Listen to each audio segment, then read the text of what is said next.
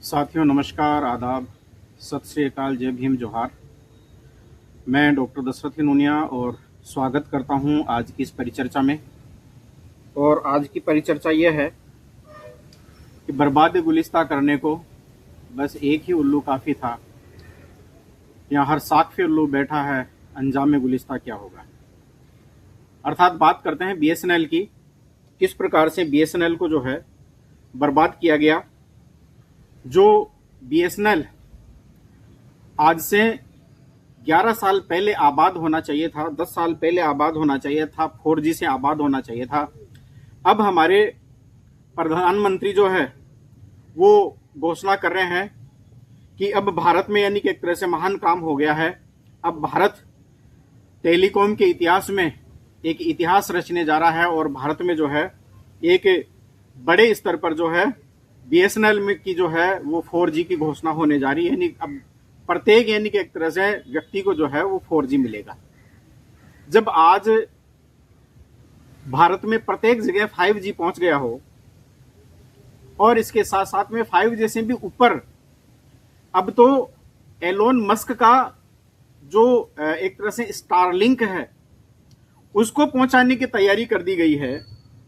उस रूप में अब ये मोदी जी ये घोषणा करें कि भारत में यानी कि एक तरह से जो है अब 4G है वो लॉन्च किया जाएगा। यानी कितना बड़ा यानी कि एक तरह से जो है वो मूर्ख इस जनता को हमारे प्रधानमंत्री के द्वारा बनाया जा रहा है।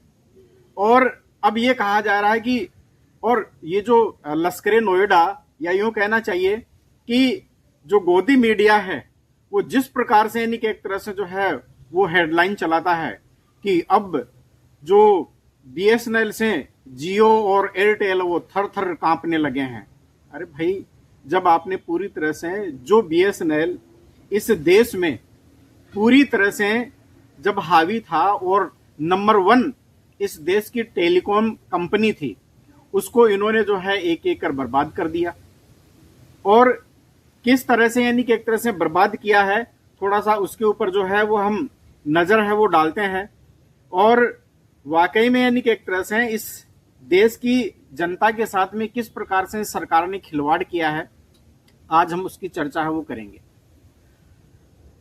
2016 में जब 4G स्पेक्ट्रम की नीलामी हो रही थी, उस दौरान 4G स्पेक्ट्रम की जो नीलामी है उससे बीएसएनएल को बाहर रखा जाता है और इसको यह कहा जाता है कि आपको यानी कि एक तरह से स्वदेशी उपकरण है वो तैयार है वो करने हैं और स्वदेशी के आधार पर आपको आगे बढ़ना है। यानी उसको किस आधार पर रोका गया कि 4G के लिए जो चीनी यानी कि एक तरह से जो एक तरह से सामान है वो इसमें काम आता है या इक्विपमेंट जो है इसमें काम आते हैं। यानी इसका जो असर है वो आप जो राष्ट्रीय सुरक्षा के ऊपर पड़ सकता है।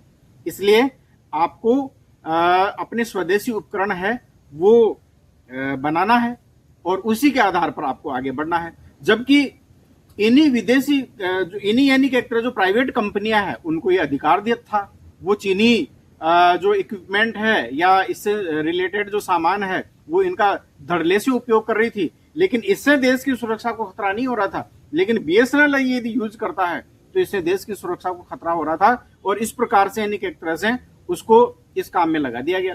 साथ ही साथ जो उस समय जो राशि उसको चाहिए थी बिड लगाने के लिए, सरकार ने वो राशि देने से इनकार कर दिया और साथ ही साथ ये भी पाबंदी लगा दी गई कि आप मार्केट से यानी कि एक तरह से इस प्रकार की यानी कि एक तरह से आप राशि जो है वो उठा नहीं सकते और आप इस बिड में भाग नहीं ले सकते।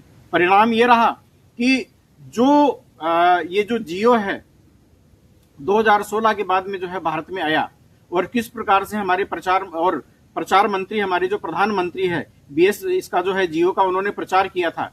और साथ ही साथ न केवल प्रचार किया था बल्कि खुली लूट यानी कि एक तरह से जो है वो दे दी गई थी, शिकायतें भी की गई थी, लेकिन उसके बावजूद भी यानी कि एक तरह से उनके ऊपर किसी प्रकार की कोई सुनवाई है वो सरकार के द्वारा नहीं की गई। क्योंकि हमारे खुद प्रचार मंत्री है वो टेलीकॉम मिनिस्टर थे, यानी ये जो मंत्रालय है वो इन्हीं के अधीन था। इसलिए किसी और दूसरे को भी यानी कि एक तरह से इसके लिए हम जिम्मेदार नहीं ठहरा सकते। और इस प्रकार से यानी कि एक तरह से बीएसएनएल के साथ में और प्राइवेट कंपनियों के साथ में डबल स्टैंडर्ड है वो केंद्र सरकार ने अपनाया, और न तो बीएसएनएल को यानी कि एक तरह से बैंकों से लोन लेने दिया, न अलॉटमेंट की जो स्पेक्ट्रम अलॉटमेंट की जो 4G की जो प्रक्रिया थी उसमें यानी कि एक तरह से उसमें भाग लेने दिया, बल्कि यानी कि एक तरह बार बार जो है इसको आउट किया गया। और इसका परिणाम ये निकला कि जो नंबर 1 टेलीकॉम कंपनी थी भारत की, वो आज सबसे ज्यादा फिसड्डी हो गई, और इसके जितने जो ग्राहक थे वो सब टूटकर और जो है वो प्राइवेट टेलीकॉम कंपनियों के पास में चले गए। तो ये खिलवाड़ जो है वो बीएसएनएल के साथ में हुआ, और ये खिलवाड़ किसी और ने नहीं किया बल्कि सरकार ने किया। सरकार की इस दोगली नीति ने बीएसएनएल को पूरी तरह से बर्बाद कर दिया। और अब ये कहना कि बीएसएनएल जो है अब घर घर में यानी जो है वो प्रचारित और प्रसारित होगा, मैं ये कहता हूं कि अभी भी अगर बीएसएनएल को 5G स्पेक्ट्रम दे दिया जाए, और साथ ही साथ जिस प्रकार से स्टारलिंक की एंट्री भारत में हो रही है उसका टाई अप यदि बीएसएनएल के साथ में हो जाए, तो आने वाले 5 साल में जो है बीएसएनएल फिर से देश की नंबर 1 टेलीकॉम कंपनी बन सकती है, लेकिन ऐसा सरकार करेगी नहीं। अब हम थोड़ा सा तथ्यात्मक यानी कि एक तरह से जो है जानकारी है वो इसकी भी कर लेते हैं। 2000 से 2007 तक की जो स्थिति है वो बीएसएनएल की क्या थी। यानी बीएसएनएल भारत की नंबर 1 टेलीकॉम कंपनी थी 2000 से 2007 तक। 90 मिलियन से अधिक इसके ग्राहक थे, और 2006 में सबसे अधिक प्रॉफिट यानी 10,000 करोड़ का प्रॉफिट उस दौरान हुआ था, जो अपने आप में बहुत बड़ा था। इसके अलावा 2008 से 2014 में जब यूपीए का काल था, हालांकि यूपीए का काल 2004 से स्टार्ट हो जाता है, तो 2G स्पेक्ट्रम घोटाले और देरी से नीतिगत फैसलों ने भी बीएसएनएल को उस दौरान भी नुकसान पहुंचाया। ऐसा नहीं कि जो यूपीए के कार्यकाल में इसको नुकसान नहीं हुआ हो, नुकसान तो उस समय भी हुआ। और 2010 में बीएसएनएल है वो यानी कि एक तरह से धीरे धीरे घाटे की ओर जो है वो अग्रसर होने लग गई थी। अब 2014 के बाद में क्या हुआ, जब से मोदी जी जो है वो इस देश के प्रधानमंत्री बने, तो स्पेक्ट्रम नीति 2016 की नीलामी से बीएसएनएल को बाहर रखा गया, जिससे कंपनी 4G और 5G में पूरी तरह से पीछे रह गई। 4G रोल आउट में देरी के कारण प्राइवेट कंपनियां जैसे जियो है, एयरटेल है, इसके अलावा आइडिया है, वोडाफोन है, इन्होंने जो है वो 2016 में जो है 4G लॉन्च कर दिया था, जबकि बीएसएनएल को 2023-24 तक जो है इंतजार करना पड़ा।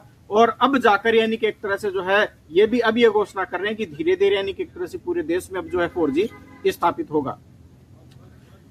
इसके अलावा चीनी उपकरणों के ऊपर भी जो है वो रोक है वो बीएसएनएल के ऊपर रही।